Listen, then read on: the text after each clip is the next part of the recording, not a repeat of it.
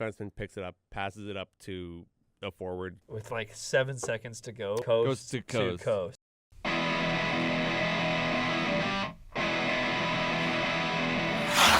You can't camembert. I'm trying to work it out. I can just go for a little stroll. Yeah. Cheese. Max Goof was my first crush. He's a dog. Let's get back. Are we having fun though? Yeah. Living the dream with the boys at Chucky Slick. That's funny. You're a funny guy. That would be. The Edmonton Oil. Dude, I touched my eye again. It hurts. Honolulu. You guys are so loud for people who are agreeing with each other. Yeah. God, I do hate the player.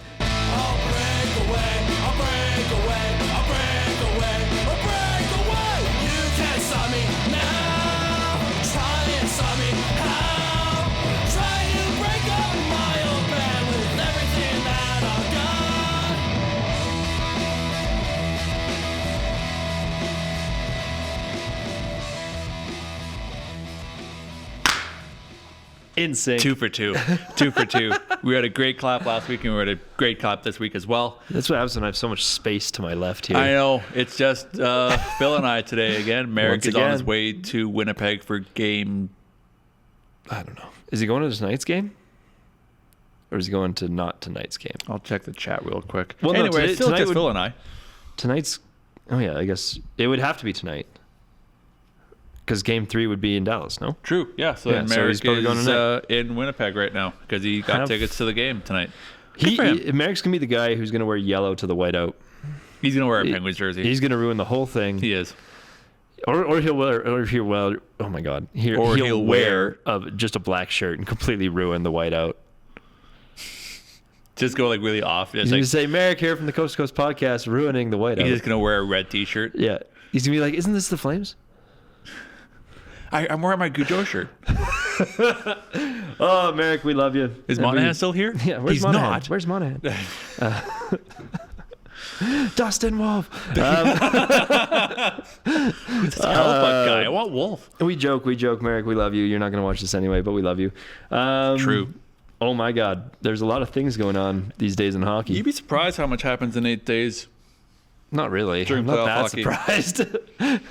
It's just kind of overwhelming when we take it all in at once. We were counting the tabs that we have open as we were doing our levels, and I have 18 tabs open as of right now. And I have 21. Yeah, low 20s, yeah. And I don't even have the coaching stuff. I don't. Yeah. No, and I don't have Craziness. much Actually, double IHF stuff. Me neither. I'm going to have to do some tactical closes as we get along on this show.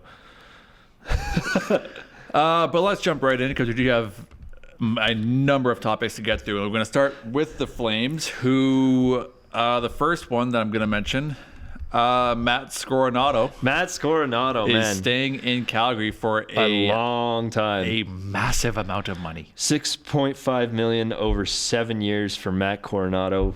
That's kind of like the first move that Ryan Huska's kind of made here. Or not Ryan Huska, but Craig Conroy.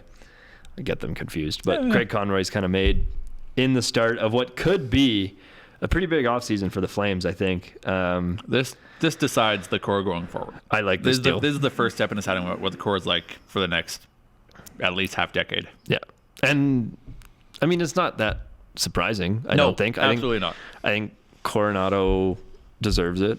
I mean, he's been a great asset. He kind of came in replacing Mantha when Mantha got injured. Mm-hmm. And then basically earned his spot. And now Mantha's going to be probably out the door. Which sucks. I loved it when he was here. I loved having him here.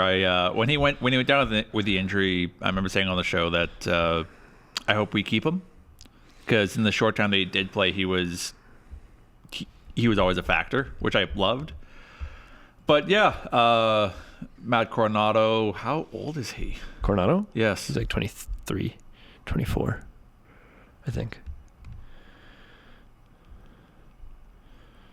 He was drafted in 2021, so he would have been 22. He's 22. He's 22. Yeah. Okay, yeah, that math checks out then. And that's a big payday for Matt Cashanato. $50 million guaranteed.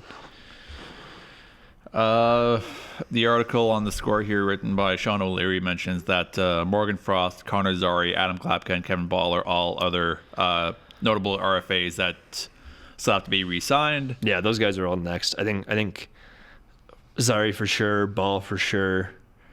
I think all of them. The tricky one is Morgan Frost. Like, obviously, I want them to keep Morgan Frost around as well, but they just got him. Yeah. So I would. And Frost is young. Yeah. Right? He's only 25. I mean, we were only paying him $2 million. There's some wiggle room there, I think. Yeah, you can't. Did he do exactly what we wanted him to do when he came here from Philadelphia? I don't think so. I think we expected a bit more, both from Farabee and Frost. Farabee's been great though, but I think Frost has an opportunity here. Get him like a contract, maybe not quite as long as Coronato, and just see if Frost can prove himself to be a part of the Calgary Flames. Yeah. Mid-season acquisitions are just so hard because they have to adapt to a new coaching system. Yeah. I think that they would have finished off the season with Tortorella in Philadelphia, I think. Yeah. Did they? Yeah, Torts was still there when we took him, okay. I think. Because I remember that was the big thing was with Kuzmenko was like, have fun with Tortorella. Right. Yeah, because he was supposed to be... He didn't have much time with Tortorella. Yeah, he was supposed to be Mitchkov's translator, and then that just kind of didn't end up happening. Did not work. So yeah, you're adjusting to a new kind of coaching style. So I do hope that Conroy does re-sign Frost. But the next one I imagine is Zari. I would think is the next step here. I think it's gonna be Zari or Ball. Or maybe it's in search of either Vladar coming back or finding another goaltender. Yeah, that's one too. It's going to right? be a busy offseason. It's going to be, I think it's going to be a pretty exciting offseason for the Flames. I think there's so many options. And then also, if you look into the Wranglers as well, there's a lot of names there that decisions kind of have to be made. With Kevin Ball, I think he's going to be one that he's probably going to stick around, especially, but maybe they'll wait to see what they're actually going to do with Anderson before they do that. Yeah. Because if Anderson sticks around, then that's probably going to take a hit at Ball's number. Yeah. But if Anderson's gone, like that frees up some more cap space. Give Wolf like $700,000 million.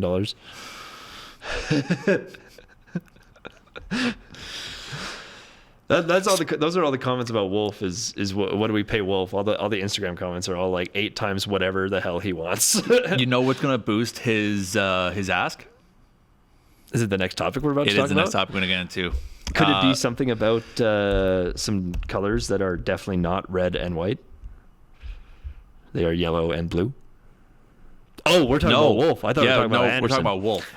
Well then not at all what I was talking about. Something that's going to boost Wolf's stock is him being named a finalist for the Calder Trophy. Yep.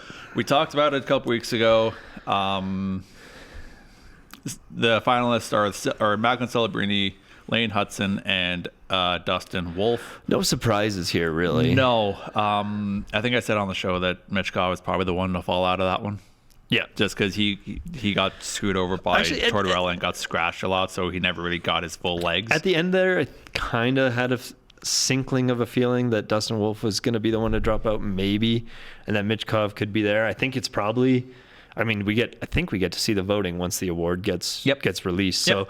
So we'll see how close it actually was between whoever's the bottom 3 of these 3, and then I assume Mitchkov's probably 4th. I'm gonna say he's definitely 4th. I'm gonna say it's wider than we think it is because Dustin Wolf, sure, he had a bit of a shaky kind of mid-season area. He was so killer at the end though. But yeah, he started high and then he ended high as well. Mitchkov, thanks to Tortorella's scratching, never really got going. Yeah. So I think that was the deciding factor between Wolf and Mitchkov, and I think that gap between 3rd and 4th is gonna be wider than we think. Yeah. I can see that. I don't want to ask you because I think I know your answer for this. Who do you think gets it? Who do I think or who do I want? Because everyone knows who I want. That's why I kind of hesitated. Who do you think gets it? I know who you want to get it. I mean, in the same kind of inkling of hope that I had with the Flames actually managing to pull off a playoff berth, I think obviously I want Wolf to win. Yep. I think Wolf deserves to win. And I think if Wolf was playing on an Eastern team with the same numbers, he would be winning. Or in an American team with the same numbers, I think he'd be winning. Everyone says so much about how Lane Hudson had historical seasons. Obviously he did. I don't want to take that away from Lane Hudson.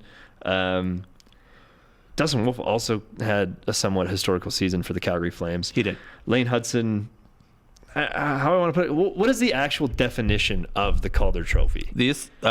Per an article by Josh Wagman, again, the award is given to the player who is most proficient in his first year in the NHL, as voted on by members of the Professional Hockey Writers Association. So the writers are voting on this. Okay, writers are voting on it. Most proficient. Mm-hmm. That is such a weird way to say it, because like there's so much argument for both Hudson and Wolf. So you put in Celebrini third? Put me on the spot here. Yeah, I am. I think so. I think Celebrini is going to be third. Okay. I think it's between Hudson and Wolf, as it should be. I think they've both performed so well. Celebrini, I feel like we didn't hear his name quite as much. He's great. Like he had a good season too. But I think the two guys that were like historically fantastic rookies in different positions are those two, are Lane and Dustin. Celebrini, 63 points in 70 games. That's pretty good too. What was Hudson's? Also 66. Yeah. So six more points. It's tight. I think, but Hudson's a defenseman.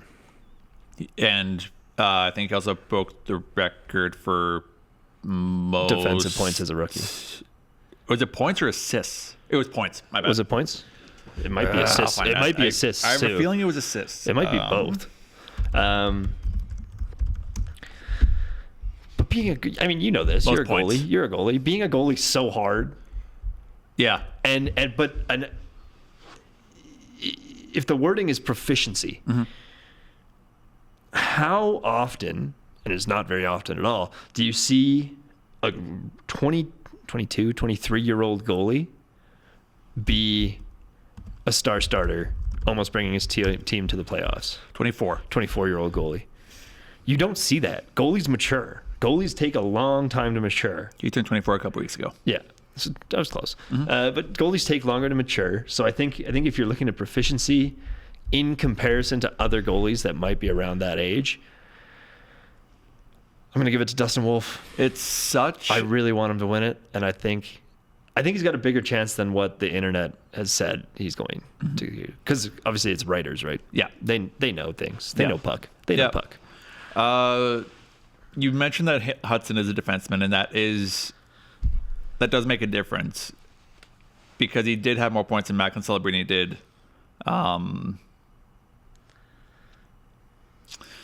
But when you start talking about goalies, suddenly it's like it's an entirely different world because there's It's so nothing tough. to compare. There's nothing to compare it to, which is why I kind of want to, again, this saying this way kind of moves the goalposts a little, goalpost because Dustin Wolf, but moves the goalpost a little bit. But if you look at the impact that each of these players had on their team, mm-hmm.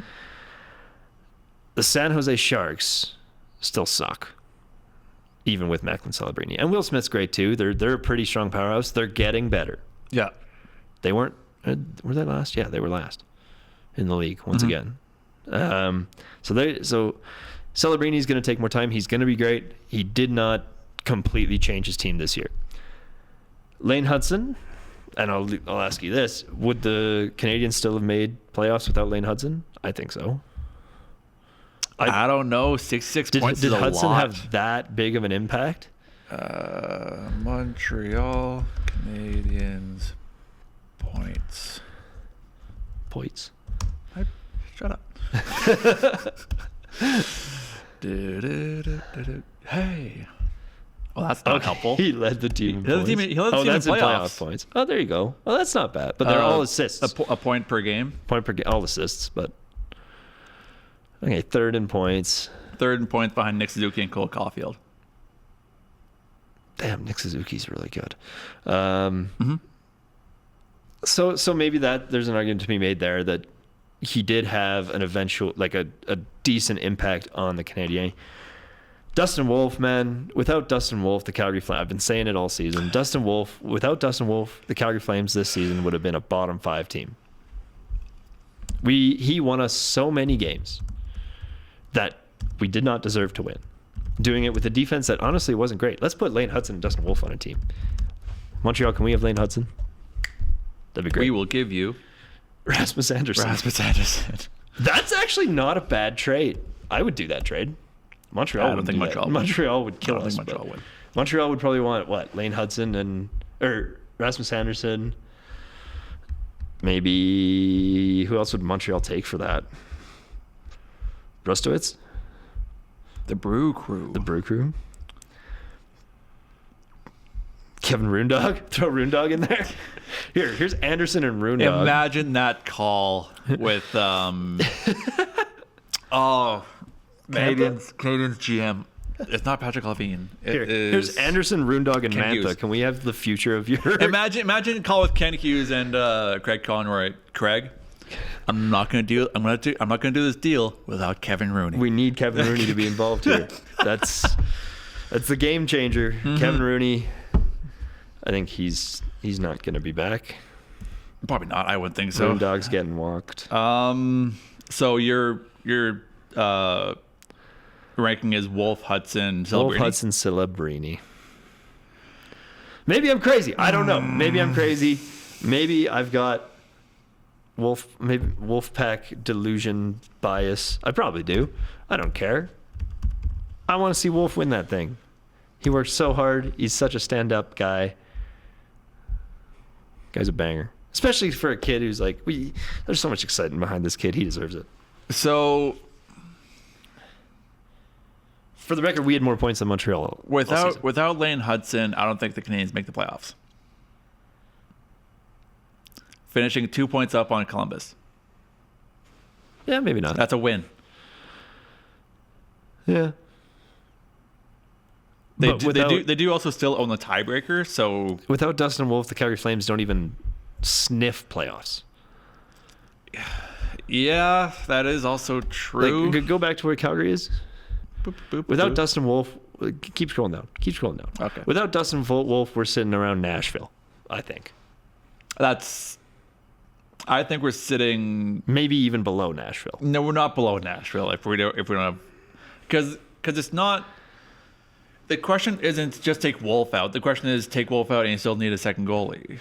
So let's say it was Devin Cooley, who was good and then kind of disappeared. And I don't think we're Nashville bad. I think we're Seattle bad. I think we're somewhere between those two without Dustin Wolf. But I don't know. The Calgary needed to make the playoffs for Wolf to win, and they didn't. I think that was the line. We should have. I'm curious now because we joked about because Calgary 1-16. Calgary set a record, or Calgary tied the record for most points in a season without making the playoffs with 96. Yep. 1 through 16. We're in, I believe. 1 through 16, we are 15. Yeah. We're up on New Jersey and Montreal. That is insane. I hate that. We're not even a little bit up on Montreal and New Jersey. We're up by 5 points. That is ridiculous. And we would scroll up. We would have got. We would have played Washington. Yeah.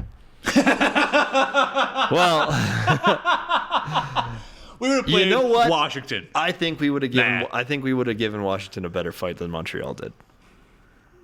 Yeah. Just get. We would have played Washington. We would have gotten Roondog to go cross-check Ovi in the face, re-break his leg, and then we would have been good. Just kidding. I don't condone that behavior. That's mean and also rude. Mean and rude at the same time. And rude. You know what else is mean and rude is us having 5 more points than 2 teams that also made the playoffs. Yeah. So that's ridiculous. I hate that. Dumb. That's all I got about that. It makes next year interesting. Yeah. Because Minnesota has that 14 million dead cap coming off. Oh, I think they're going to be good. I think Minnesota's going to be good. Minnesota might be good. Who's Minnesota going to go for? Who are they going to spend that cap on? Because I know they said this week that Kaprizov's staying. Yeah. Like, that's their number one priority is making sure Kirill Kaprizov stays in Minnesota, which is super fair. That's your number one dude. That's like us saying Matt Coronato's staying here for 7 years. We should have done that. Oh, wait. Wild, right. That was good. Wait, go. They only have they have less than $1 million cap space. Currently, yeah. They have less than 100,000 in cap space. Yeah, they're right up against it. Talk about budgets. Holy but again, cow. you have 14 million coming off next year, Yeah. and the cap's also supposed to go up as well. So, Kirill Kaprizov, he's not even eligible to re-sign until July 1st, I believe. So Yep. he's still making 9. Correct. So they're getting 14 mil back in cap this offseason. What's Kaprizov's going to ask for if he's making 9 right now? Is it going to be a lot more than 9? What do we think? I think he asks for 11? I think he goes higher. Higher than 11. I think he goes 14, 15. Holy cow. Because So that's like all the free cap space. Well, no, I guess minus 9, whatever, math. That's crazy. What the hell are the Calgary Flames doing then? We have $18 million in cap space. What are we That's doing? what drove me up a wall about their not doing anything during the trade deadline. I thought this was that like, they had a huge amount of space. like, yeah, so maybe I'm an idiot and I don't know hockey very well, which is super fair. I obviously don't. I thought like this was like normal what? for the Calgary, like a team to have this much cap space. No, What the hell are we doing? a lot of teams are either pressing it or Minnesota. What the hell are we doing? Do you get my frustration? Why don't we spend this money? Do you get Give my it frustration? to me. So $18 million. That's like 3-star players, and we're like worried about Huberdeau's contract. And what are we doing? you okay? No. You okay? Dustin Wolf is going to make $18 million next year. So the buyouts of Zach Parise and Ryan Suter come off, drop from $7.371795 to $833,000 next year. So that gives them, aside from the cap, I think the cap's going up a little bit next year. It gives them like 12 mil of cap space. So that gives them 13-1 just off of their buyouts alone. Yeah, and then you resign Kaprizov. So you give Kaprizov like $4 more million. You stop paying Fleury. What was Fleury making? 2.5. Oh, that's not bad. Not bad. And What can we- okay. The people they have up, Declan Chisholm, John Merrill, Justin Brazeau, Marco Rossi is going to be probably a decent sized paycheck. Gustav Nyquist is 35. Marcus Johansson is 34. So probably a haircut. I mean, you're getting a fair amount of money back. So maybe not even a haircut. Maybe they just resign at the same deal, and you still kind of get more wiggle room there. Okay, how do I find UFAs on this website? On what website? Puckpedia. What about it? How do I find like the Okay, list of so UFAs? the cap, the cap this season was 88 mil. It's going up 7.5 next year. So they're getting about 20 mil in cap space back. They're Minnesota. gonna be good, unless they do what we're doing and just sit on unless it. it's kind of sit and wait. Okay, cool. Now if I could find this list of, This has quickly spiraled into a. that's fine. I'm angry about it. Okay. Okay, let's look at the UFAs here then. We have real quick. I think it's Hudson Wolf Celebrini. Go ahead. we have $18 million. Mm-hmm. Why wouldn't we not go for Mitch Marner then? Why wouldn't we offer sheet him? Like, we have so much space. We should be offer sheeting every single slightly young, budding star. That's why, because I can't remember last time Calgary took a big swing like that. Maybe it was trying to offer sheet Ryan O'Reilly when that also fell apart. But they're not big swingers. They should be. We have $18 million. To me, a big swing would be Nick Ehlers, who I brought up earlier. Why not both? Brock We can Besser. afford it. We can afford it. Let's do both. I don't know. Pay Marner 12 and pay Ehlers 6. There. Now we're at the cap. Bang. And that's Why not? And that's before the cap goes up next year too. Then we use that to pay Dustin Wolf. Gotcha. Fair enough. Earned. But that's crazy to me. Okay, I'm good. You good? I'm okay. All right. Let's do something. $18 million. If you're not going to use it on a good player, give it to me. That's my pitch. I hear he works at Sportsnet. I do. I don't work. I volunteer. Intern. Still, he works at Sportsnet. I'm there a lot. Yes. But you do, I accomplish tasks for them. which is I would call that working. But usually for work. No, I'm not going to do that on air. Yes. Sportsnet 960, the fan. I've got that like Ingrained. yeah, but I've got it nailed. Yeah. Like the way to say The it. Derek Wills. Dialed. More Pat Steinberg kind of style.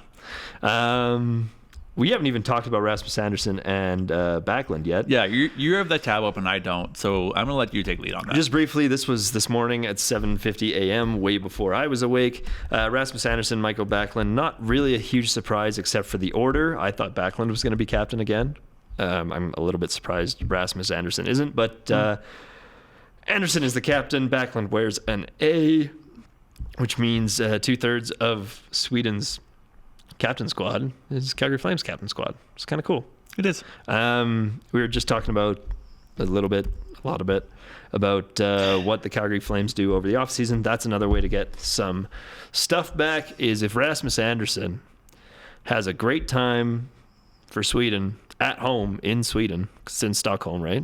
Stockholm and Copenhagen, I think. Sweden, Denmark, Stockholm, and Herning. Herning. Oh, I've heard of that place. But if Anderson has a great time and does really well for Sweden at home, does that means maybe we can get a little bit more for him? If that's the route that Craig Conroy decides to go, I think it might be, but which sucks. That means I got to buy a new jersey because then my only two Flames jerseys I have are Kachuk and Anderson. So if they're both gone, that's great. That's why I like leaving some jerseys blank. Yeah, but my one blank jersey is like the bad one, the script one, which is now too small for me, and also I wore it to work a lot, so it's really dirty and like gross. And I want a Blasty Wolf jersey, or maybe that can take us to draft talk, and maybe I'll get a Kindle Blast. Oh boy, Kindle Blasty, I'm thinking. Kindle Blasty jersey, man. Oh man, I would never take it off. That'd be sick. So is that the end of your Yeah, that's all I got. They're the captains. Sweden corner? Sweden corner. That was good. I like that. Sweden corner. From there, we'll jump back into award finalists nominations. So for the Hart, it was Nikita Kucherov, Connor Hellebuyck, and Leon Draisaitl. Right away, I think Draisaitl's not the Hart winner. Most valuable to his team. I think it's Hellebuyck there.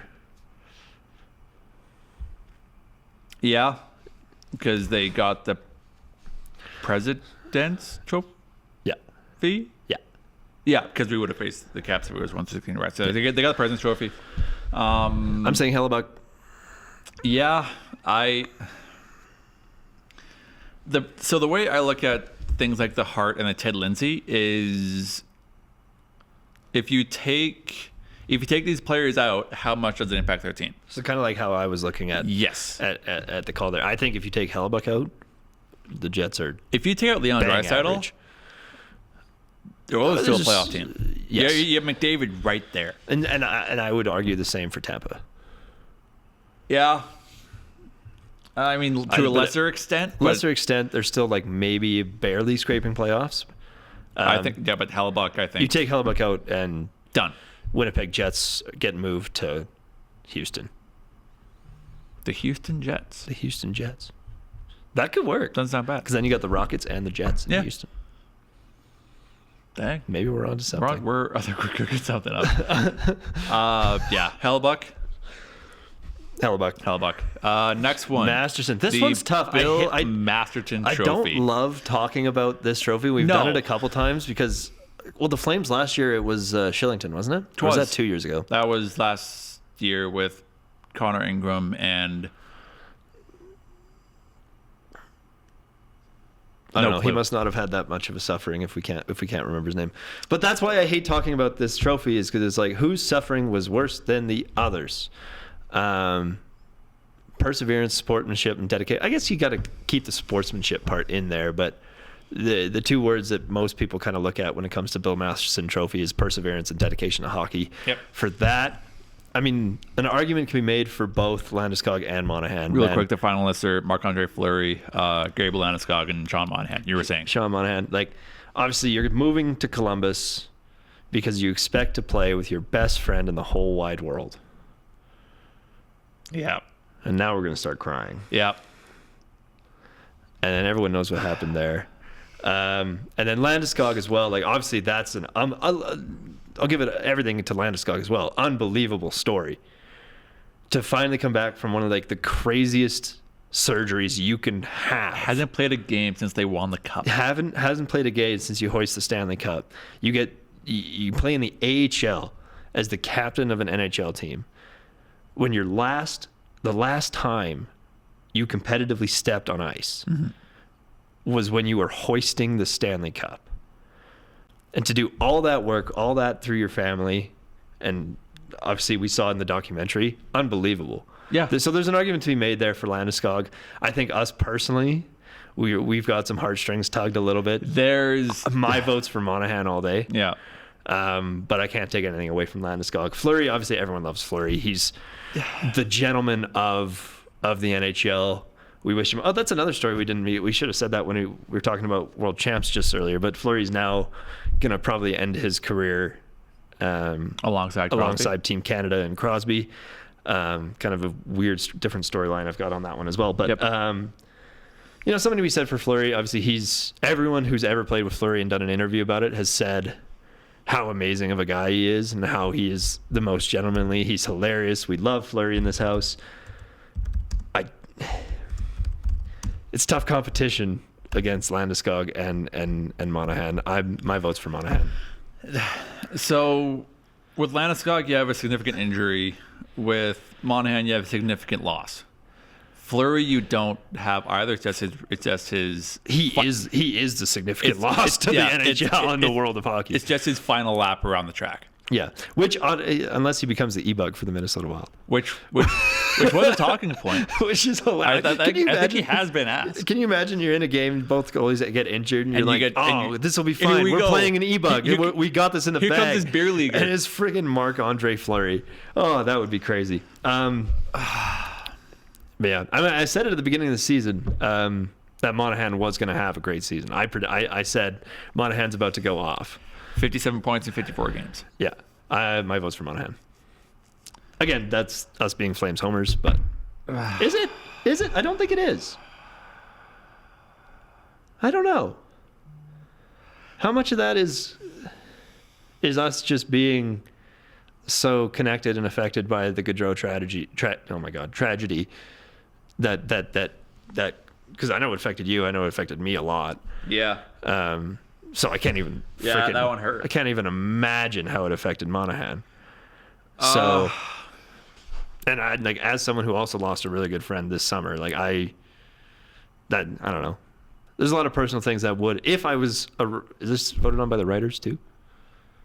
Don't think what's voted on. Oh, if I was one of the guys voting on this, obviously there's personal things that would affect who I'm voting for. Part of that me being a Flames fan, but I'm going to say Monahan. Oh, it's so tough.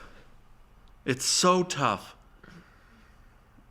It is really close. Give them to both of them. Yeah. Give them to both of them. Cut it in half.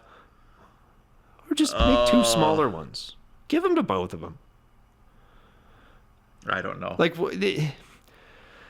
The Masterton's one that I feel like gets swept under the rug a little bit, in past seasons, because but this one feels Lindsay Vezina, but Adams.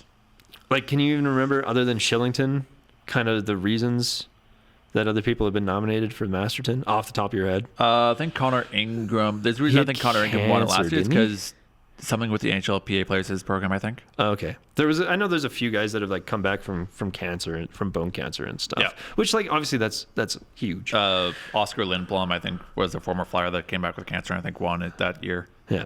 So if I remember my history correctly. I mean, that's kind of the style of the thing, but to have both of these situations in the same year, yeah, so tough. I do not envy the people making this decision. No. As much as I love Fleury, he's third in this. He's 100% he's third in this. And then it's neck and neck, Monahan, Landeskog. I don't know. Curious what Merrick would say. Merrick, we need help. Merrick, if you're listening, call my phone. Maybe he's texting. He's not chat. No, he's not. No, he's not. Something I wanted to mention about Fleury is that he's a bit of a prankster. It's a shame Merrick can't be here to comment on it. I've seen some of the pranks are hilarious. But when he was when he was in when he still like when he was with Minnesota, him and Brandon Duhaime were like pranking each other a bunch. Yeah. And so what Fleury did, so Brandon Duhaime covered Fleury's car with toilet paper. That's where this starts. So in response to his car being covered in toilet paper, that's it. Yeah. That's all that happened. Marc-Andre Fleury puts dirt and flowers on Brandon Duhaime's car and takes the tires off. And puts a for sale sign and puts on a for sale sign. That is hilarious. His car was covered in toilet paper. And he responds by taking off the wheels to your car. Yeah. Where are the wheels? They're on this tweet by Minnesota Wild. They're just chained up behind the vehicle. So you probably put a padlock on it too. Oh, that's great. Obviously, again, everyone loves Marc-Andre Fleury, including his teammates, including the people who he's played against too. Right? Like, I just think in this specific call for the Masterton, we love Fleury, but you're third in this one. Yeah, and he's probably going to retire. We wish him all the best in retirement. Gold medal, Stanley Cups. Yeah. The works. Although, actually, on that point. What? So, the thing was the Triple Crown, right? For him, triple gold. I think so. Because Olympic gold, World Championship, yep. And then Stanley Cup, I assume. Or World Juniors. Hang on. Anyway, technically, because this is his first World Championships, if he wins with Canada, because he didn't play a game in the Olympics, he actually doesn't get the crown. He doesn't get the triple. Oh yeah, because he was third, wasn't he? He was the third goalie. So technically, he would not. He'd not technically be a part of the triple. In pursuit of the triple gold club, according to like the official rules that I saw. Which sucks. He deserves it anyway. First ballot Hall of Famer anyway. Yep. So. Moving along to another award finalist, the Jack Adams. This honor is given annually to the coach, a judge to have contributed the most to his team's success, voted on by the NHL Broadcasters Association. I still have no idea what coaches do. Spencer Carberry, Martin St. Louis. So Spencer Carberry, Washington Capitals. Martin St. Louis, Montreal Canadiens. Scott Arniel, Winnipeg Jets. I would say not Washington. On the show before, I didn't even remember last time I said this, but I've routinely called this trophy the you were supposed to be bad and you wound up being really good. Were the Caps supposed to be bad? Yes. They got swept in the first round last year. That's because they didn't want to be there. Still, they got swept in the first round last year, and to turn that around and turn it into a finishing first in the conference. Yeah, that's true. But like, how much of that is Carberry, or how much of that is Ovechkin? I think it can be two things. Stuff can be two things. Okay, you've changed my mind. I have no idea on this one. St. Louis with the Canadiens getting his team into the playoffs just to get crushed. Yeah. And then Scott Arniel of the Jets. I think it's Spencer Carberry. Well, were the Jets supposed to be good too? The Jets have always been good. That's true. Like Until I can't remember playoffs. when's the last time they were bad. Like 2 nights ago. When Until like literally 2 seconds. Oh, we haven't even talked about that other thing that's going on. The playoffs. No. which we'll get to. Eventually, Hold maybe. your horses. Does not tell me where they ranked. Why? It tells you where they ended. Yeah, well, So last time they were out of playoffs was 21-22. And then before that, it was 16-17. Yeah. Okay, they're good. So, like, they're that good. was with Palmer. Oh, Palmer Reese, that guy. Yeah. The goalie. For a brief stint. In the playoffs last year. In the locker room.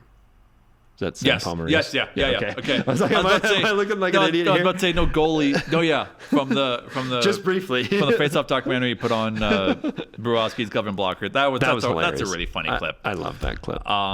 Spencer Carberry, I think it's really not close. Well, with all due respect to everything that Scott Arniel with the Jets and St. Louis with the Canadiens have accomplished, it's Carberry far and away not close. Fair enough. I don't know. Next, the Selke. Selke. 2 Panthers are on this list: Alex Barkov and Sam Reinhart from the Panthers. And this war is going to stay in the state of Florida as Tampa forward Anthony Cirelli's the 3rd finalist. This honor, chosen by the Professional Hockey Writers Association, so the writers are voting on this again, is given to the forward who demonstrates the most skill in defensive aspects of the game. Barkov. It's defensive aspects of the game, so it's not looking for like high scoring. Nope. Or else Hudson would. This be is on like there. face-offs. This is takeaways. This is. Why is like Tanev not on there? Because Isn't he like the king of blocking shots? top defensive forward. I'm dumb. I was thinking, which Tan are you talking about? And then he said block shots. Okay, you're thinking of the defensive one. Yeah. Barkov. Ever since Patrice Bergeron retired, it just became Barkov's trophy. Barkov. Well, I'm dumb. And then that wraps up. That's it for trophies, I guess. All the awards to this point. Let's get into some coaches and stuff. I hate coaches. And the leading story from this was yesterday, wasn't it? This was yesterday. I don't love this. The Anaheim Ducks hired Joel Quenneville as the head coach. And This is the guy that oversaw if you're wondering why I'm talking in this, Chicago. if you're wondering why I'm talking in this tone, then we're probably living under a rock during the pandemic, or just not a hockey fan, which is fine. You're allowed to not be a hockey fan. You can be a new fan. That's fine. Well, hockey is for everybody. Hockey is It for doesn't everybody. have to be for everybody. You're allowed to not like hockey. For if you're curious as to why I'm kind of talking like this, we're not going to get into deep detail about what happened, but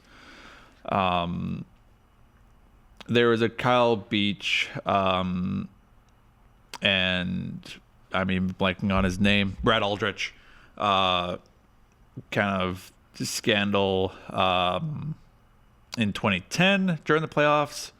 And a number of people from that kind of management group during the Blackhawks 2010 Cup run, Joel Quenneville, Stan Bowman, Mark Bergevin was part of that. Kevin Cheveldayoff was part of that as well.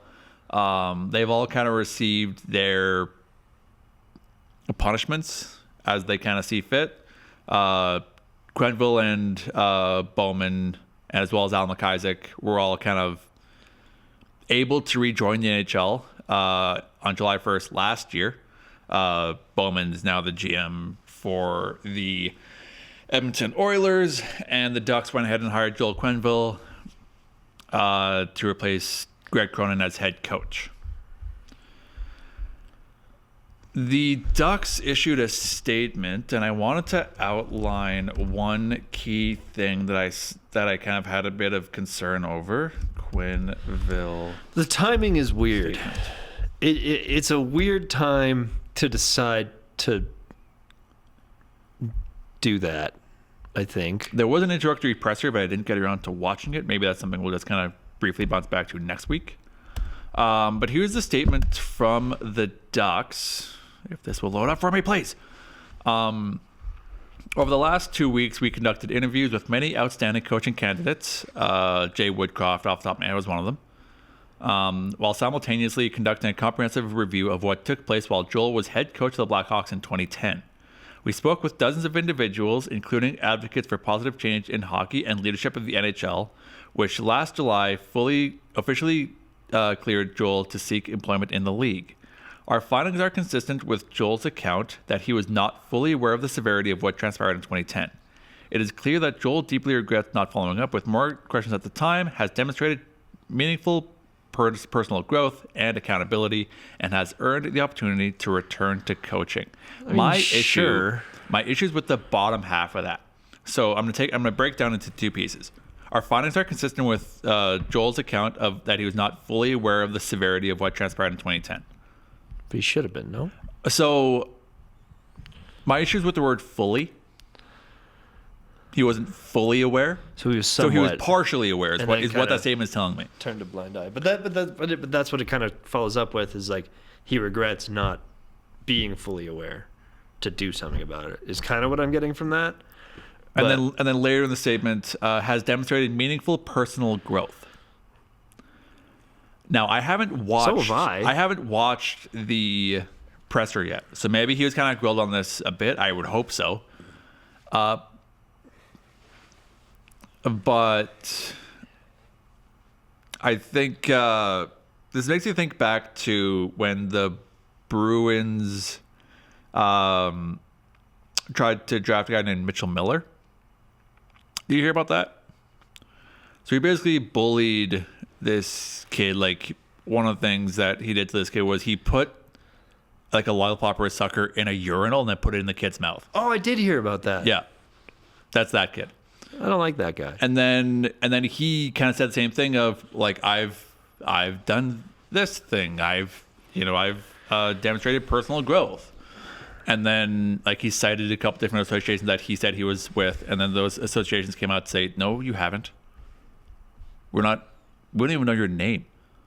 Yeah. So that's I don't mean to kind of undermine, but I believe it's fair that I believe it's fair to be skeptical about this. I think it's super fair to be skeptical about it. Honestly, while this show is Isn't us being like go woke, but no, and Come on. honestly, while the show's being exported, I'm probably going to watch the press conference in full to see too. what did happen or like who asked what. But from the statement alone, I would have to see actual receipts rather than he did stuff. Don't worry.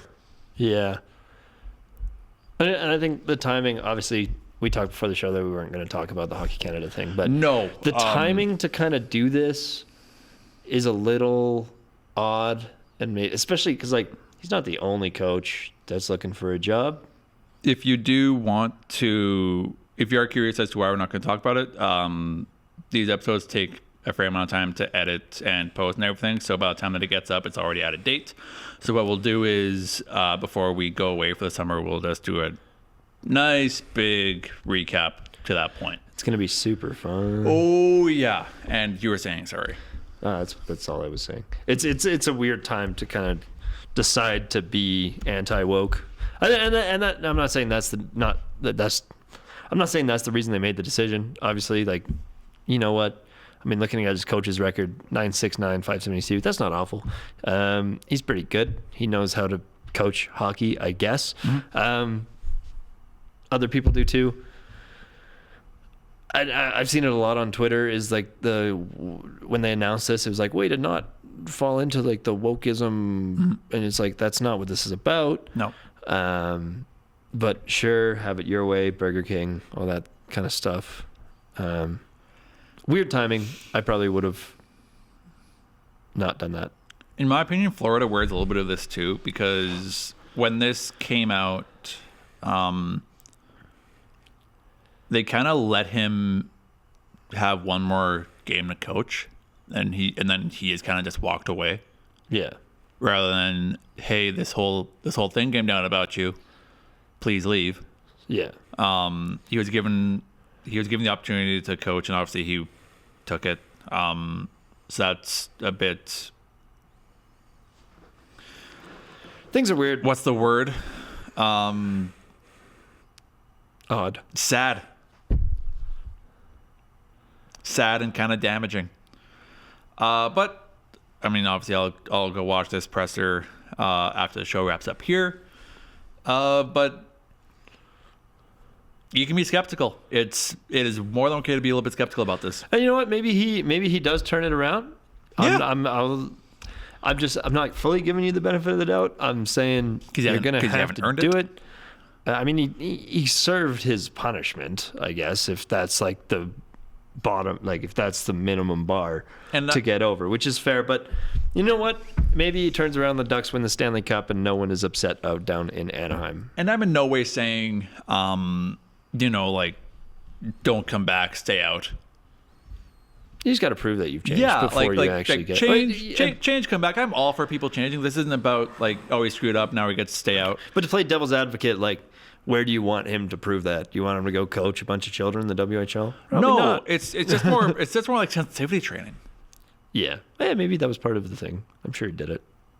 I had to do it to go commentate for Ski Cross. Yeah, I had to do a whole safe sport thing. Mm-hmm. I was like, why? But it's fine. Anyway. Oh, well. That's fun. Mike Sullivan wasn't out of a job for too long. The Rangers hired him.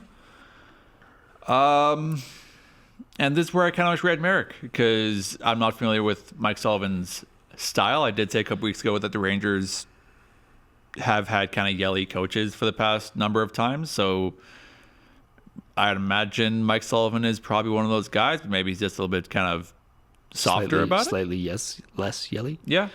And just bouncing real quick to the next one before we jump into the draft lottery. So many things. So this makes sense to me.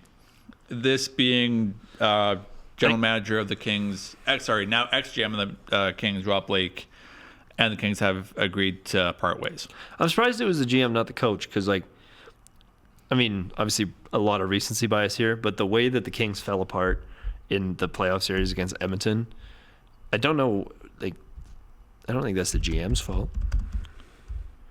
You'll have to forgive me. I'm not really up on what all they have done. I mean, I would have fired the coach just for not signing Sean Shigel, but that's just me.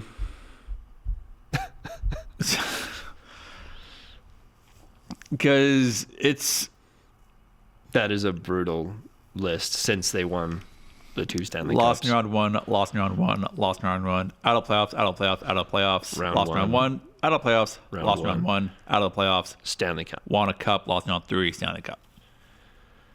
What the hell was going on 2010 to 2013? So, who let the LA Kings be that good? My issue with this isn't, so here's where Daryl Sutter, it becomes less of a coaching issue and more of a GM issue.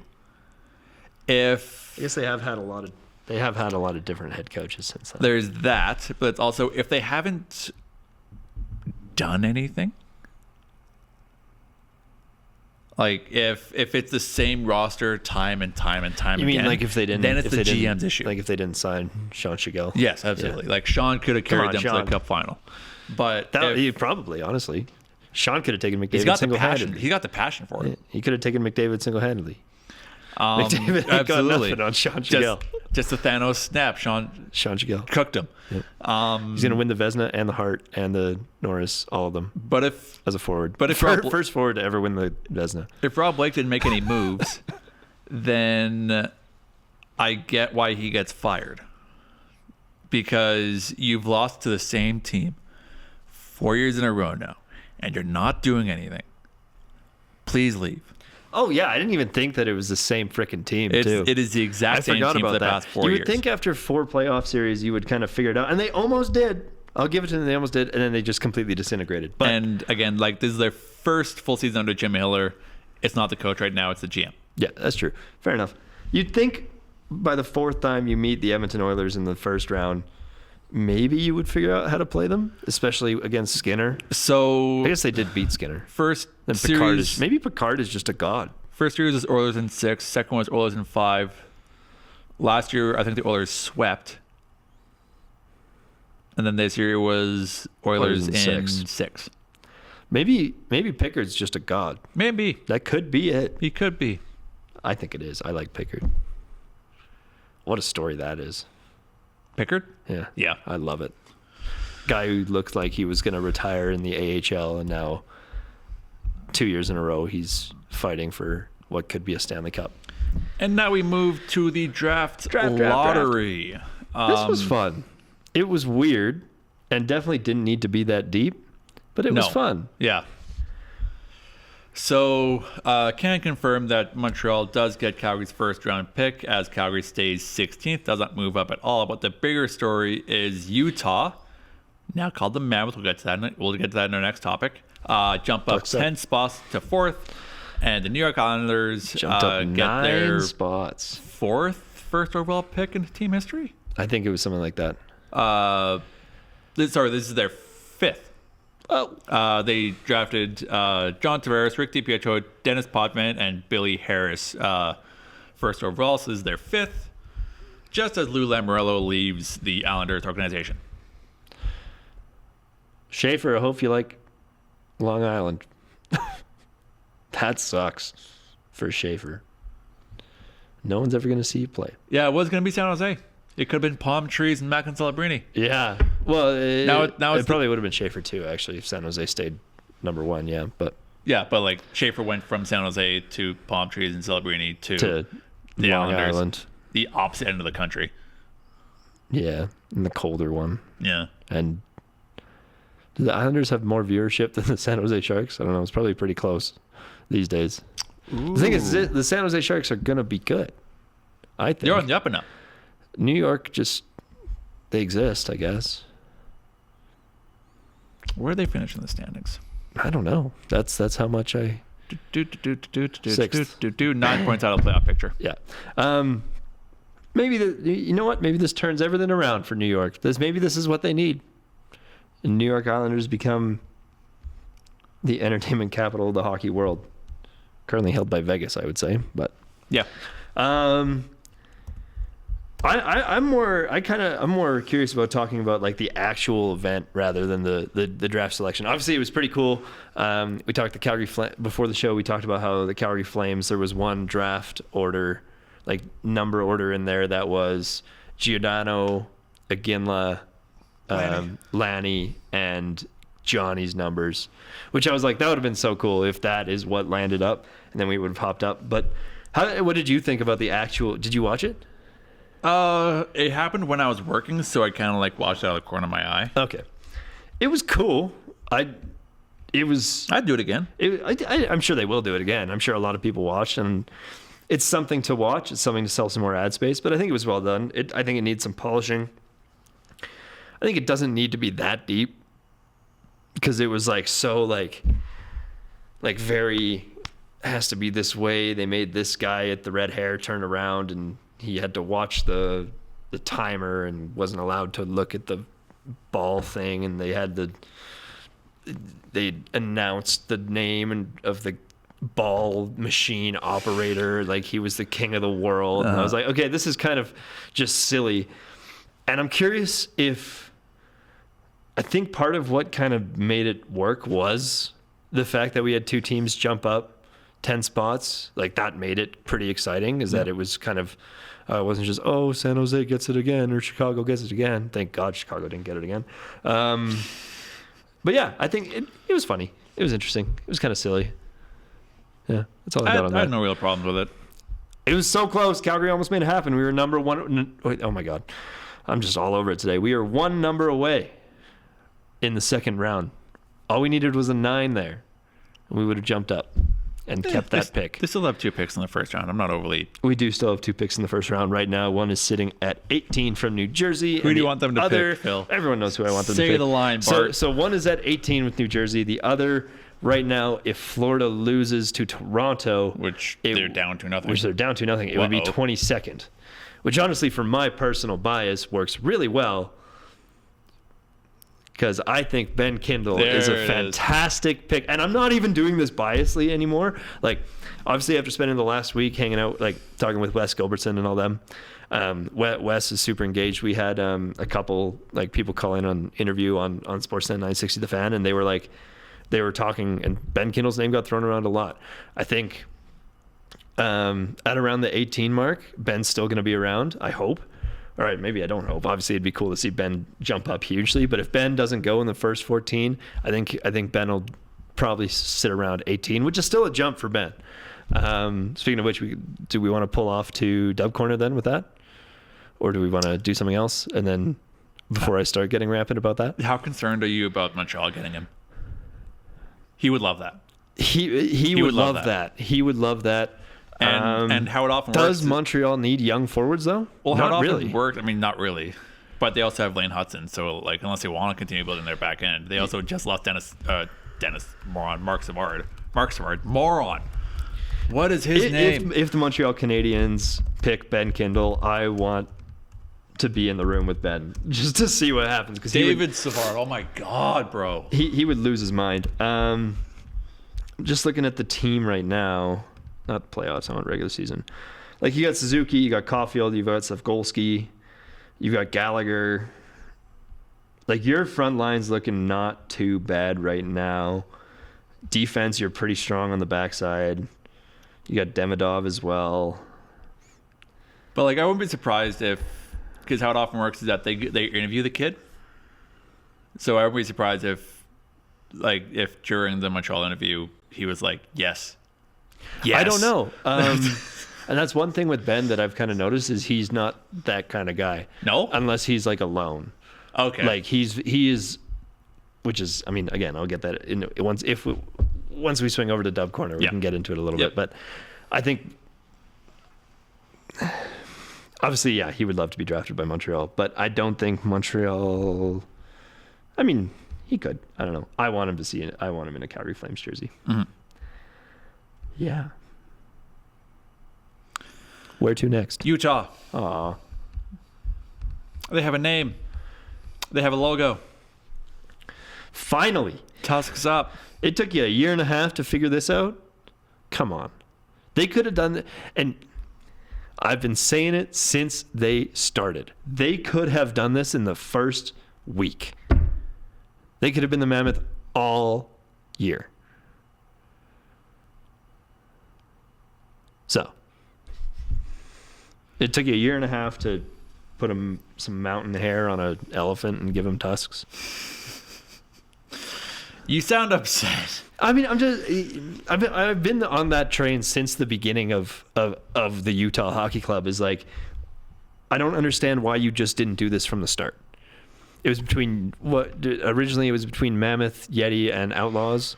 Yeti got shot down because of the trademark issue with the coffee cup brand, which is really dumb because the Mammoth are already a sports team.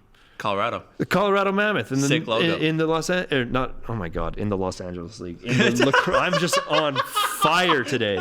I wasn't even drinking last night. In the I'm Los on Angeles League. Fire today in the lacrosse league. In the NLL. Which somehow every time I go to see a Roughnecks game, it's always against them for some reason. Sick logo.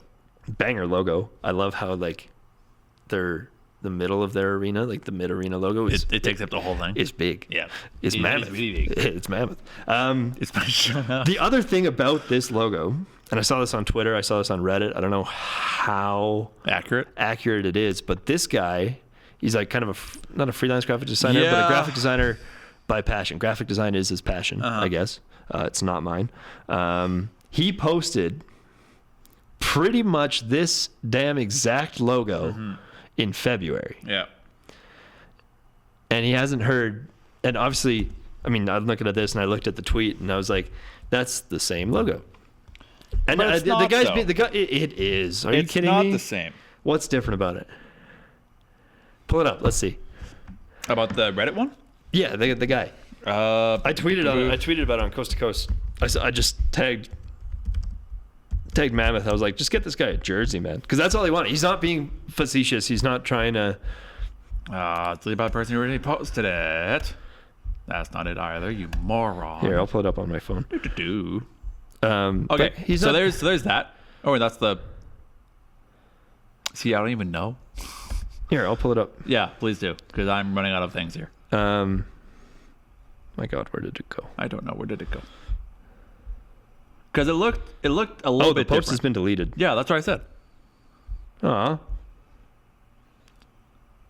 Well, what are we supposed to talk about now? Unreliable source. What? Why? Did you? So you know what that means, though? That probably means the Utah Hockey Club reached out to him and are giving him a jersey or whatever he was asking for. Because he wasn't being facetious. He was. I don't know. He wasn't being facetious. He wasn't like, I'm not looking for a lawsuit. I just want like a nod and maybe a jersey. Yeah. And now he's getting. I'm assuming by the fact that tweet's deleted that they've reached out and he's getting a jersey Or whatever he wants. Something. Or cease and desist. Maybe or cease and desist. But he did Depending on it how first. the You can't give a Ryan Smith cease and group desist if he was first. Maybe he's getting a Yeti cooler. Here's what we almost were. Redesign this. So that's my thing. I mean, I dig the brand. I dig the logo. I don't understand why they couldn't have done this for their first season. My issue isn't with the logo. My issue is with their away jersey. Oh, I hate the away jersey too. It's so stupid. Why are you keeping the Utah thing? Why are you just staying with it? Why? Why do any of this? Did you just not want graphic design interns? It's like, come on, man. Okay, the word mark thing is now officially overdone. I agree. There is a stamp I have on that. always hated the word mark thing. I haven't. I think it's 'cause, dumb. Like there was, Unless you're New York. well, because part of my childhood was, honestly, I might get. I actually don't think I'm gonna get a lot of flack for this. The Colorado Avalanche had a sick word mark jersey in the early 2000s. Not that Gross. jersey, not that. Don't worry. And McGiz, boom. I mean, it's. I love that word Fine. mark jersey so much. I think the only people that are allowed to do word mark jerseys now Oh, is Rangers? New York, because that's the original, isn't it? The New York Rangers. Yeah. Yeah, they're the only one, and they don't even do New York. It says Rangers. And every expanding PWHL team apparently, Well, yeah, but they that's just also- because they don't have logos yet. which is sure. But Whatever. you Apparently, brought graphic design takes time. You brought up how long it takes to do that. So from the moment that Utah, Arizona Coyotes to Utah, because it was about a year. Yeah. Because we talked about this whole disaster around this time. Yeah. Because I think I brought it up kind of vaguely. Like that whole land auction thing was going down the first time we were in the studio for a show. Right. Yeah. So it takes about a year. I thought it was still somewhat during the regular season. I thought because Arizona was still playing. NHL board approves relocation of Yeah, so Arizona mid-April. to So Utah. yeah, April 18th. Because I remember I remember there was a big about for the last game in Arizona. Yeah, And everyone was crying and everyone was super sad. It's Yep. like, fair enough. very much Oakland Athletics. Yeah. Yeah. So from it took April, a year and 2 weeks. year and 2 weeks. to do this. Well, when did the vote start? We should have started way earlier. Should have immediately started. I don't know. I don't know how things work. I just work here. After a 13th month process, included trademark drama. 13 So 13. months? So this article was written 2 days ago, and it was a 13-month process. So they started immediately. But why does the process take that long? I don't understand. Probably I don't because get it. Well, because the Yeti thing probably tied them up for a while. Yeah, that's true. I did like Yeti. I did too. They could have done so much with that. The other thing, if we go back to the away logo, Yes, logo. they have like in like the logo package, one of the U's has like the tusk through the U. Mm-hmm. Why is that not on there? Also, like I'm just looking at the logos that they officially released. There's also the Utah. That's still the lettering, like the diagonal lettering, but it's also surrounded by a hockey stick and the state of Utah. Why is that not the away jersey? Like the thing, like there it is. Yeah. Why is that one not the away jersey? The bottom right there. That's a shoulder patch. That's not big enough for. You could make it big enough. I think that would be better than just the words Utah, or at least just use like the actual husk. You know what?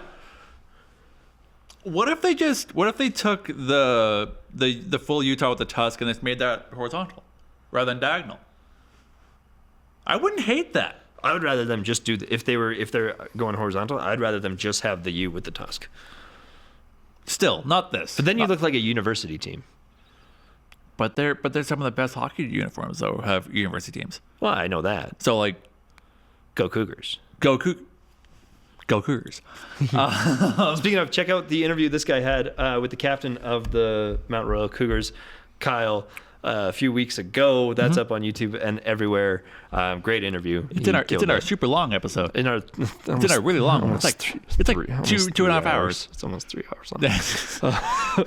I'm so glad I was on there. The interview itself is like an hour long. Well, this one's already like an hour now. Oh, my computer's gonna die. Anyway, Utah Mammoth exist. Tusks up. Before your laptop dies, the hit minute. The hit minute. I like the new rebrand. Actually, we're not going to start with the hit minute. We're going to start with the Spokane section, or the Med Hat. I don't know. The Tigers today. There it is. The time has finally come. Spokane Chiefs, who won the Western Conference of the WHL, and the Medicine Hat Tigers, who won the Eastern Conference of the WHL. Both sweeps In the conference championships, which is crazy. Makes me feel a little bit better as a Hitman fan, because we would have suffered the same fate. The Tigers haven't lost a game since their first round against the Broncos. Yeah, the Tigers are 8-1 in the playoffs. They've won, which is ridiculous. 12, 13, 14 straight games. And that doesn't even include regular season. Their regular season stats, like if you combine postseason and regular season right now, it's ridiculous. Like the last time they didn't get a point, or the last time Gavin McKenna didn't get a point was like 56 games ago. Like, it's stupid. I don't know if that's the exact number, but it's stupid. My money's going to be on Medicine Hat, and I'll tell you why. We got the news today that Bashmania. I had it open. Caden Lindstrom, who is a Blue Jackets prospect and everyone's favorite Calgary Flames prospect. I'm kidding. Everyone's favorite Calgary Flames prospect is Zane Parrick. Everyone's second favorite Calgary Flames prospect, Andrew Basha. Both these two guys are NHL-worthy draftees, and they're going to be in the NHL sooner rather than later. They've been injured for a little bit, and they join the lineup like Medicine Hat needed any more help. Gavin McKenna leading the way there, 35 points over the postseason. 35 points. Just in playoffs. Across 12 games. So add that up to his regular season points, which were 129. This kid has a great championship series. He's going to be looking at like almost 200 points this season. That goal against Prince Albert. And that's the other thing. All of his goals have been just stupid. Yeah. Like ridiculous. So let's see. Math. So he is at 1... I can't wait till he starts feeding McDavid some goals. He's going to be an Oiler. McDavid? He's going to be an Oiler? Why is he going to be an Oiler? I'm guessing. No, he's going to be a Calgary Flame. Flame.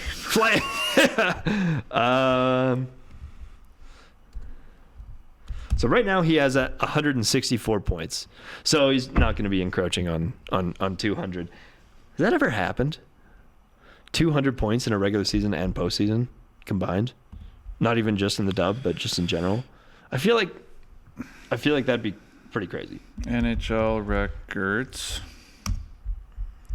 for most points in a single season. Regular season.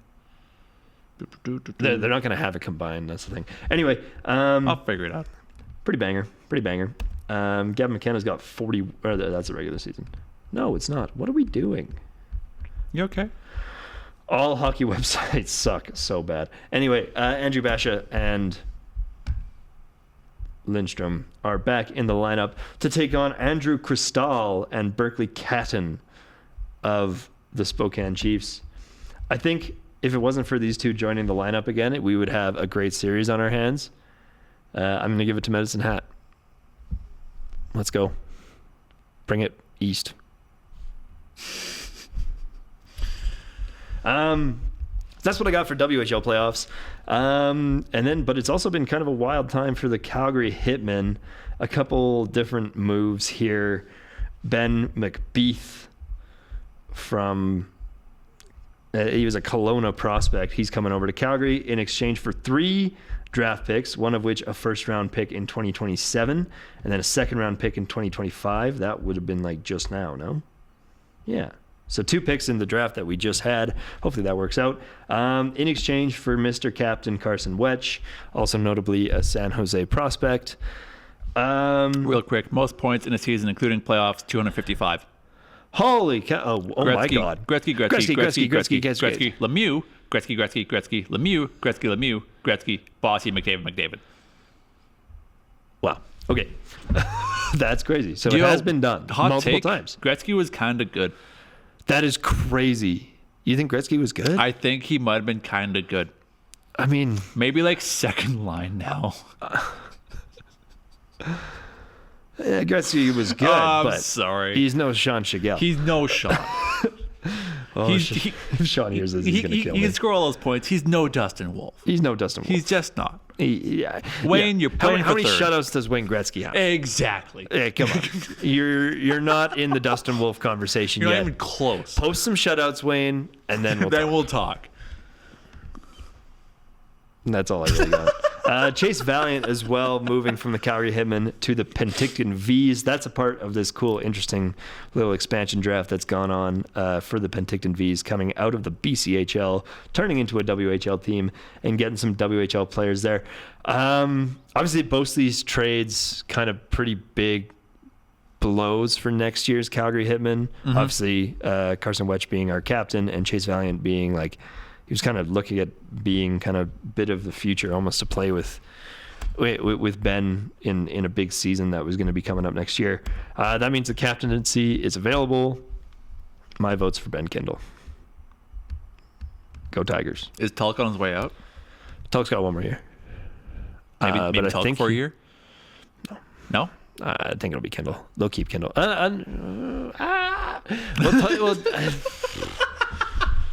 Don't do this to me. You good? No.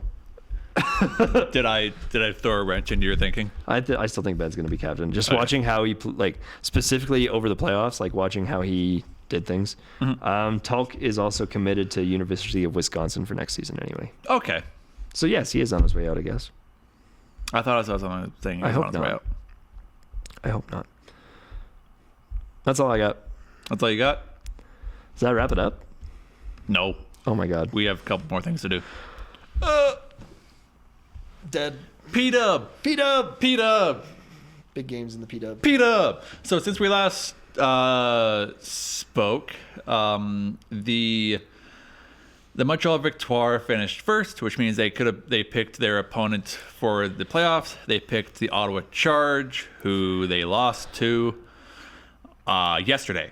Yep. So the playoffs started this past Wednesday. The Scepters and the Frost had their first game on Wednesday. The Scepters won that game 3-2. We'll get to news coming out of that one in a second here.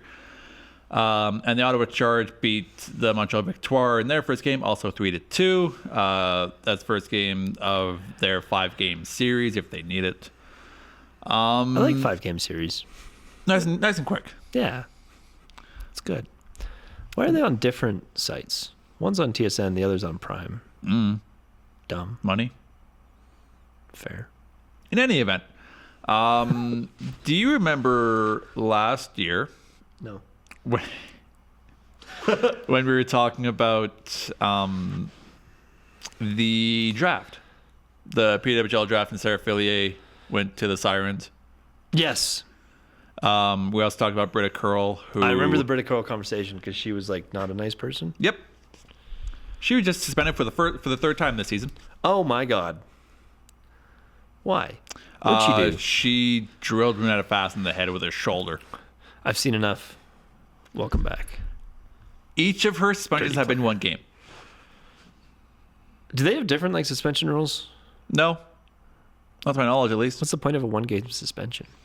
So, there, as much as, like, okay, their thinking behind it is, okay, well, if we put it in, I've seen this a couple times where, okay, if we put this in the NHL, this player would have been suspended this many games.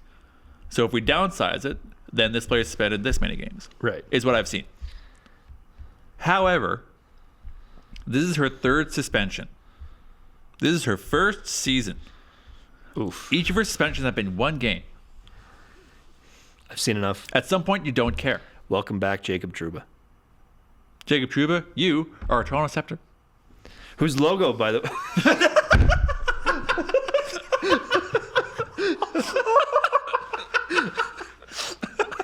They would look really good. Oh my god. Whose logo, by the way? Oh no, I'm not gonna do that one again. Oh. It would look good if it had a basketball. At the top It of would. It's a shame no one's talking about that. Yeah, someone really Why should. has anyone brought it up before? So no one's brought that up. Someone should really get on that.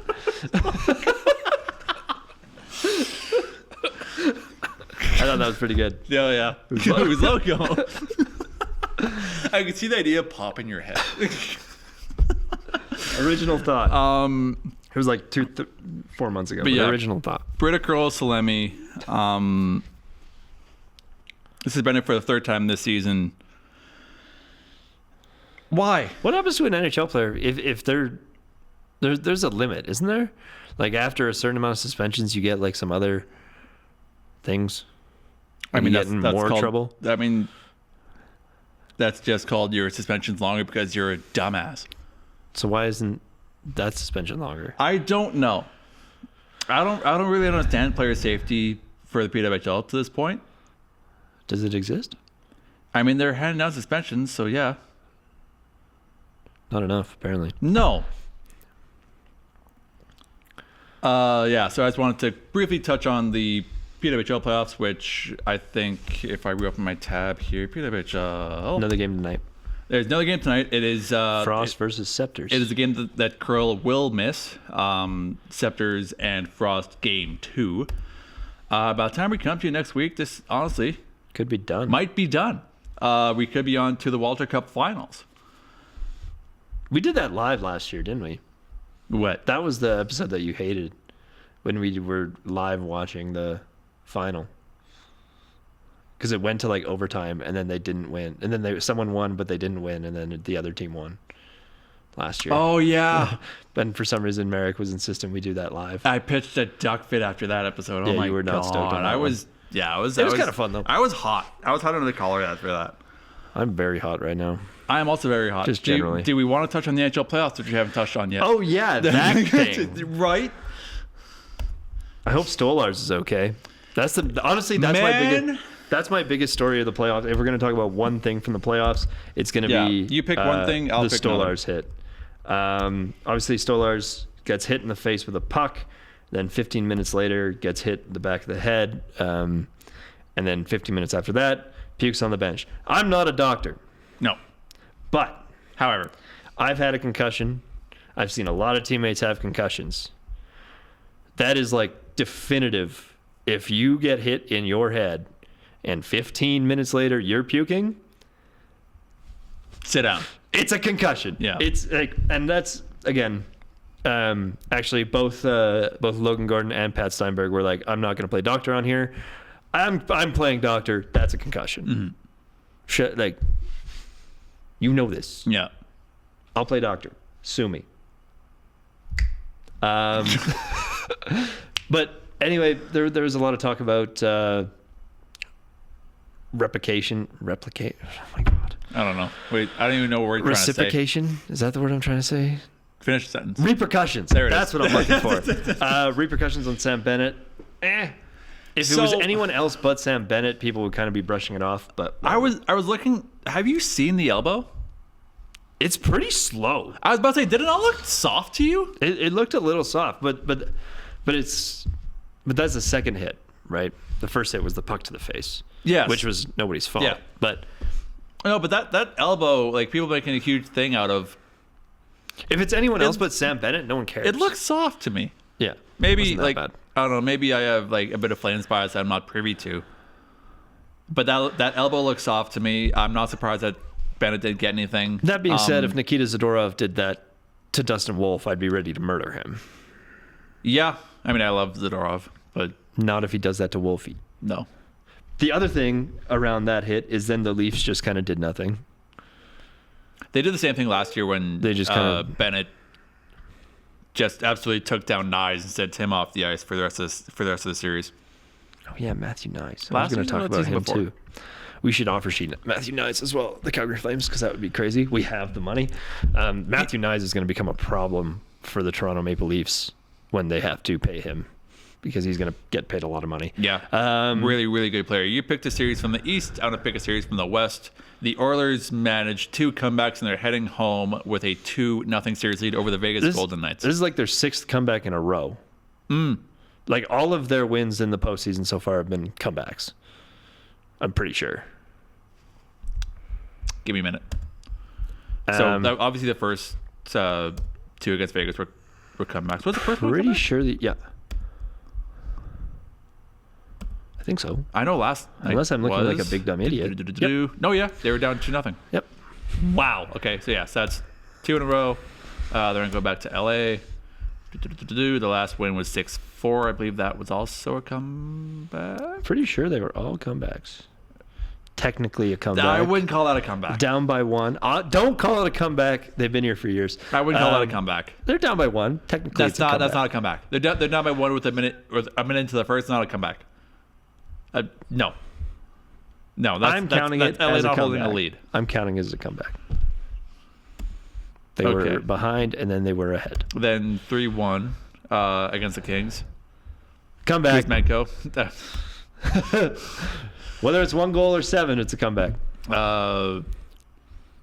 Oilers and Kings 4-3 in overtime. That would be game 4. 2-goal comeback. Down 2-0. And then 3-1. And then the 7-4-1 where the wheels started to fall off. Oh, that wasn't a comeback. I mean, they were down 3-2. They were down 3-2. That's a comeback. And then they're down 4-3. That's a comeback. That's not a comeback. That's a comeback. This series, they came back 3 times. 3-1 doesn't count. Big comebacks. I like Calvin Pickard. I think he's good. Are you worried about Vegas? Like Vegas being eliminated? Yes. No. Yes. I don't know. What do you mean? There's What do you mean already worried? all Like, the options. it is. I don't know what you mean by worried. Like I have the Oilers. I think in my bracket I have the Oilers beating Vegas anyway. I had Colorado winning my cup. I haven't checked my bracket. I think the fact that Edmonton, I don't want to say stole, but won both games in the Fortress, stupid name. I think that is dangerous for the Golden Knights. Yeah. Do I think it's going to be a sweep? Oh man, It's bad that would be insane. I think it's not great that it's not an immediate no. because the biggest thing for the Oilers coming into this series was they wanted revenge from the year that the Knights won the cup when the Knights destroyed the Oilers. Yep. So the Oilers want revenge. Yep. The Oilers also want an opportunity to do 1 goal better than they did last year. I guess they're digging in right now. It would have to be 2 goals better than they did last year. I thought they only lost by 1 goal. Yeah, but if they lost by 1, they still have to get 2 to win. Oh yeah, fair. You're killing me. You know what? If this becomes a sweep, props to the Oilers. That would be incredible. Yeah. And now McNabb went down at the end of the end of the third period. I don't know if there's any reports on him coming back, but the other crazy thing is, at least yesterday, McDavid only had 1 point. He only had the assist on the overtime game winner. Mm-hmm. The rest was all secondary scoring, which is great. That is probably if you're an Oilers fan, that's probably the best news you could have. Yeah, their deeper scoring has really come out. And that's important. That's the key to victory for the Edmonton Oilers. Kind of cool stat line that I somewhat remember off the top of my head from yesterday. This is only the third or fourth playoff game that the Golden Knights have scored 3 or more and lost. The last one was against San Jose a long time ago, back when San Jose was a playoff team. I remember that series. I think that was the first year of Vegas. Yeah. Yeah. I think San Jose beat them like 7-4. But yeah. That was maybe? second year Vegas. Second year Vegas. Because I think the Sharks won that series. The Sharks won that series. So yeah, It was in the last game of the series, I'm pretty sure. And the first year that Vegas was a thing, they went to the Stanley Cup final. Yes. So second year. Second year. So that is is it. your week-long catch-up for everything NHL, PWHL, WHL. We probably what else missed, did we talk We about? probably missed something. Coaching. What did we miss? I don't know. I'm sure I'll look. into it. We're gonna cut out here. You're gonna walk out that door and you're gonna be like, No. what was that? But that is it. By the time we see you guys next week, the Vegas Golden Knights might be done. That would be ridiculous. Because a week today is the 16th. Vegas and Edmonton will play 3 games between now and then. So that might be it. I think Edmonton in 5 is realistic there. Yeah. Edmonton 5 is really realistic. Alex Verco, Phil Tremblay. Yeah, you'll miss me next week. No Phil Tremblay next week. Should be Merrick and I. If Merrick bows out, then it'll be me and a surprise sudden guest. That's it for us for the super long episode this week. Not super long. It's only been an hour and a half. It's not that bad. I thought we were pressing like an hour 40. I thought no. We started at 1:30. Well, never mind then. Yeah. Only an hour and a half. Hour and a half. That's Shorter- not bad. shorter than I That's thought. palatable. It is palatable. You can watch all of it. Watch all of it. Send me presents. Coast to coast. We'll see you guys. I'll see you guys in a week. Phil will see you guys in 2 weeks. Enjoy the hockey. Cheers.